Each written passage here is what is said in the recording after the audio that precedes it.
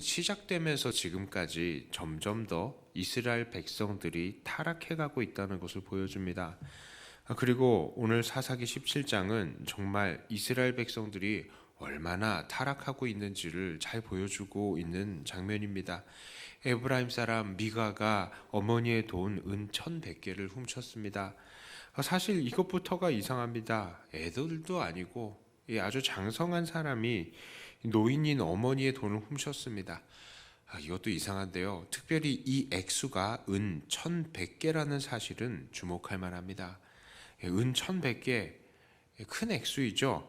은 1,100세계, 이것은 은 1,100세계라는 것인데 이 당시 시세로 따지면은 이것은 노동자의 한 20년 정도의 품삯 값어치를 하는 액수라고 합니다. 자, 그런데 이 액수의 가치보다도 이 액수 자체가 상징하는 그것이 있습니다. 은 1,100개 어디서 많이 들어보지 않았습니까?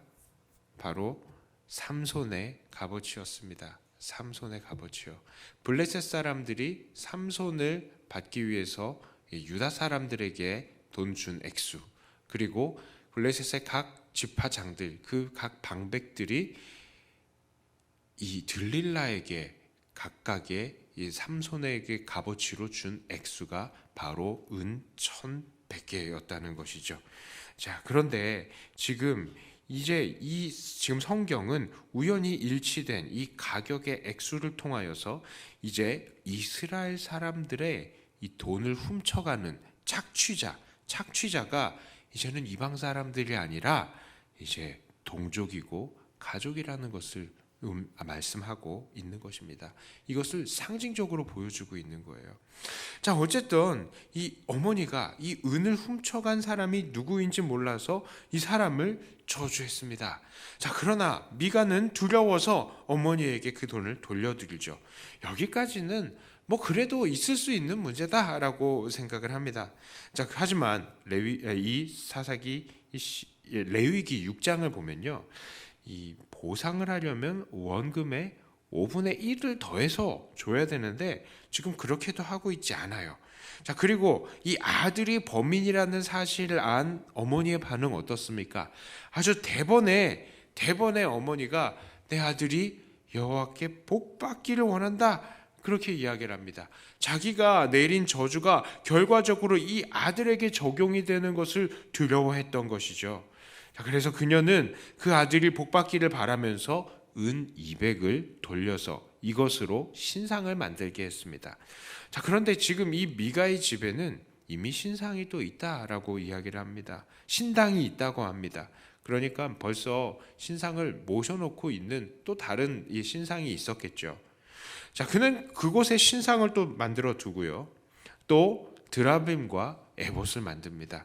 드라빔은 무엇입니까? 이 라반의 집에도 있었던 것인데요, 당시에 그 토속 종교, 다른 사람들, 그 지방 종교들의 상징으로서 이 집안의 재물에 대한 소유권을 주장할 수 있는 이 재물신이라고도 할 수 있습니다. 우상이죠. 이것도 우상의 일종입니다. 게다가 이 에봇은 지난번에도 말씀드렸죠. 제사장들이 입는 치마 조끼와 같은 것입니다. 기드온도 금으로 이 에봇을 만들어서 온 이스라엘 사람들을 타락시켰는데 지금 이 미가도 그 영향을 받은 것 같습니다. 아마도 이 에봇은 하나님을 믿는 신앙에 대한 상징으로 보입니다. 우상을 만들지 마라 막 하니까 억지로 하늘에 있는 거, 땅에 있는 거 모든 형상 만들지 마라 했더니 억지로 이제는 에봇을 만들어서, 그래 이거는 짐승의 형상은 아니니까, 다른 신의 형상은 아니니까 괜찮겠지 하는 그런 마음으로 만들어진 것 같아요. 자, 그래서 지금 이 에봇을 만들었습니다. 그러면 지금 이 상태가 어떻습니까? 하나님을 상징하는 상징물과 이방신, 그리고 우상, 이것들이 각종 신들이 미가의 집에 모두 다 모여 있는 것입니다. 짬뽕 종교죠. 자, 그리고 나서 미가는 자기의 아들들 중에 한 사람을 세워서 제사장으로 삼았습니다. 정말 하나님의 법에 대해서는 아무것도 모르는 그런 사람들인 겁니다. 이들은 지금 도둑질을 했죠. 게다가 우상 숭배를 자행했습니다. 그런 행동을 하고도 이 아들이 여호와께 복 받기를 바란다고 뻔뻔스럽게 말을 하고 있는, 정말 이것은 바로 여호와의 이름을 망령되이 일컫는 것이죠. 한 번에 계명들이 여러 가지가 지금 어겨지고 있는 것입니다. 정말 이들의 상태는 무엇입니까? 바로 6절에서 정확하게 말하고 있습니다. 그때에 이스라엘에 왕이 없었으므로 사람마다 자기 소견에 옳은 대로 행하였더라. 바로 이것이, 이렇게 하나님은 무시하면서 자기가 자기에게 왕이 돼 있는 상태가 바로 이 시대의 사람들의 상태인 것입니다. 그리고 이렇게 뒤죽박죽이 된 상황 속에서 또 다른 황당한 일이 벌어지죠. 그것은 바로 레위인을 자기 집의 제사장으로 세운 것입니다. 이 제사장은 본래 유다 지파의 베들레헴 지역에 있어야 하는 사람이었습니다. 그런데 지금 에브라임 쪽으로 온 것이죠. 그는 왜 이렇게 에브라임 지역으로 왔을까요? 잘 모르겠습니다. 다만 어떤 사람들은 이 에브라임 산지에 실로도 있고 거기에 하나님의 장막이 있으니까, 좀 쉽게 말하면 이 사역자들이 더 큰 교회, 더 많은 사례를 주는 곳을 찾아서 떠나가는 것과 같은 그런 모습이 아닌가, 이렇게 이야기를 하기도 합니다. 그것도 설득력이 아주 없는 것이 아닌 것이, 나중에 이 미가의 집에 단지파의 사람들이 쳐들어오거든요. 그런데 그 사람들이, 이 단지파 사람들이 이 미가의 집에 있는 제사장을 보고 뭐라고 얘기하느냐, 이 사람을 포섭할 때, 야, 네가 한 집안의 제사장 되는 게 낫느냐, 한 지파의 제사장이 되는 게 낫느냐, 이리 와. 그랬을 때에 이 제사장이 이 단지파를 쫓아가는 걸 볼 수 있어요. 자, 그러니까 이 사람이 어느 정도 돈이나 또한 이 명예나 이런 욕심들이 있었던 것을 우리는 볼 수 있는 것입니다. 어쨌든 이 레위인은 자기에게 맡겨진 지역을 떠나갔습니다. 이것은 분명히 직무유기인 것이죠. 그러나 이 레위인이 미가의 집에서 매해 10개의 은 10개와 옷 한 벌, 그리고 먹을 것을 제공받기로 하고 그 가정의 제사장이 되기를 수락한 것을 보아서, 아마도 이 시대에는 이 레위인들의 기본적인 인간다운 생활을 유지하기가 참 힘든 환경이 아니었을까 생각을 해봐요. 이 은 한 개가 당시의 사람들의 이 이틀 정도의 이 품삯, 그 정도라고 생각을 합니다. 자, 그러니까 이게 이 은 10개를 받은 정도면 엄청나게 지금 박봉이죠. 자, 그런 것들을, 그런 액수를 가지고 지금 생활을 하겠다고 만족을 하고 있는 상태입니다. 자, 그러니까 그 당시의 상황이 어떻겠느냐? 레위인들이 자기가 받을 수 있는 액수가 없는 거예요. 먹고 살 수 있는 그런 환경이 조성이 안 되는 겁니다. 그런데 이 레위인들이 먹고 살 수 있는 환경이 조성이 되려면 어떻게 해야 되느냐? 사람들이요, 그만큼 제사를 많이 지내야 되는 거예요. 그래야 거기에 남는 재물들이 이 레위인들에게 돌아가는 겁니다. 또 사람들이요, 11조를 냈어야 됐어요. 그래야 레위인들이 이 먹고 살 수가 있는 겁니다. 그런데 그렇게 지금 되고 있지 않다는 이야기죠. 사람들이 제사를 안 지내고 11조를 바치지 않았다는 것을 우리는 확실하게 짐작해 볼 수 있는 것입니다. 자, 오늘 본문을 통해서 우리가 그러면 받을 수 있는 교훈과 경고는 무엇일까요? 첫째는 여러 가지가 있겠지만, 첫째는 자기 마음대로 하나님을 섬겨서는 안 된다라는 것을 들고 싶습니다. 자, 이 사람들은 결국 자기의 뜻을 하나님의 뜻이라고 주장을 했던 것이죠. 그러면서도 하나님께로부터 오는 복도 기꺼이 받기를 원하고, 또 그 복을 받을 수 있을 것이다 라고 안심을 했던 사람들입니다. 자, 그러니까 이들은 철저히 자기 자신에게 속고 있는 것이죠. 하나님의 뜻이 분명히 있음에도 불구하고 자기의 마음대로 하면서 이것이 하나님의 뜻이다라는 그런 상태를 가지고 있는 것입니다. 오늘날 우리들의 모습은 어떻습니까? 어떤 사람들은요, 교회에서 문제란 문제는 혼자 다 자기가 일으키면서 한다는 말이, 하나님께서 나한테 시키셔서 내가 하는 일인데 어떻게 뭐라고 할 수 있겠느냐 하면서 자기 자신의 잘못을 하나님에게 다 떠넘기려고 하는 겁니다. 하나님은 질서의 하나님이신데 그 질서를 혼자 다 어지럽히면서도 하나님이 시키셨다라고 하고, 하나님이 정의의 하나님이신데 자기는 온갖 불의를 행하면서 이건 다 하나님이 시키셨다라고 하면서 하나님의 이름을 팔아버리는 겁니다.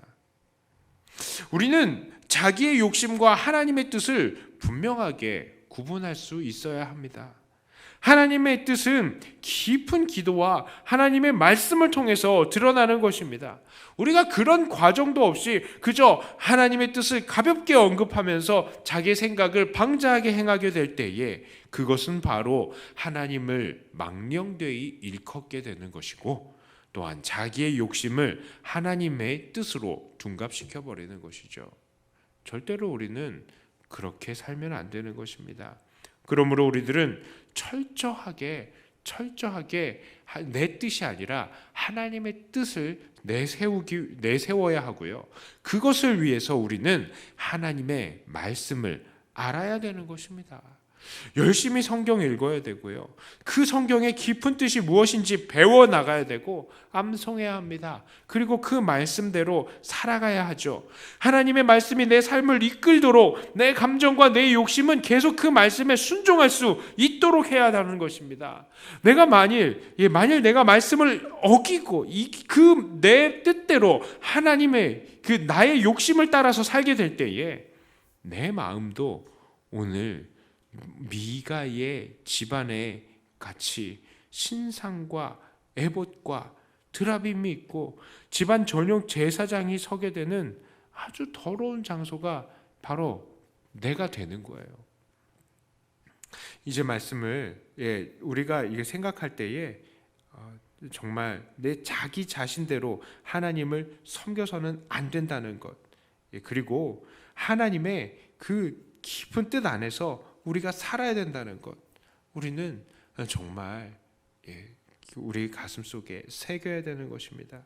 오늘 미가의 가정과 그 시대에 관한 말씀을 통해서 우리들은 여러 가지 교훈을 얻을 수 있겠지만, 특별히 이것 하나만이라도 우리가 붙들고 나가야 되겠습니다.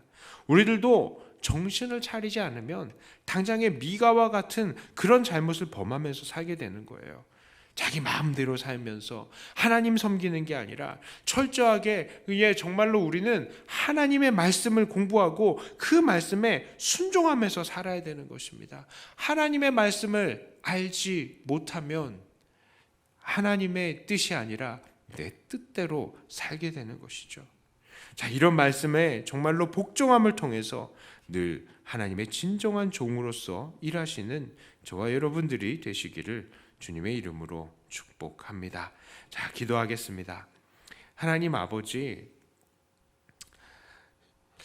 오늘 말씀을 통하여서 하나님의 말씀은 무시하고 그저 자기의 뜻, 자기의 생각을 하나님의 뜻이라고 생각했던 그 당시의 사람들을 보았습니다. 그런데 이 모습이 지금 나의 모습은 아닌지 다시 한번 우리는 돌아보고 하나님 앞에 엎드립니다. 하나님, 온전히 하나님의 뜻에만 순종하는 우리가 되게 해주시옵소서. 내 마음대로 하나님 섬기는 우리가 되지 않게 하여 주시옵소서. 우리가 이것을 위해서 철저히 성경 말씀 공부하게 해 주시옵소서. 열심히 말씀 읽고 묵상하고 외우고 이 말씀대로 살려고 노력하는 우리가 되게 하여 주시옵소서. 그리하여서 온전히 우리의 삶은 하나님께서 원하시는 하나님의 뜻만 실천하는 그런 삶이 되게 하여 주시옵소서. 정말 썩어져가는 세상 속에서 각자 저마다 자기의 뜻대로 살아가는 이 세상 속에서 오직 우리는 하나님께 순종하는 하나님의 뜻대로만 살아가는 그런 사람들이 되게 하여 주시옵소서. 우리를 붙들어 주실 줄 믿고 우리 주 예수님 이름으로 간절히 기도드리옵나이다. 아멘. 하늘에 계신 우리 아버지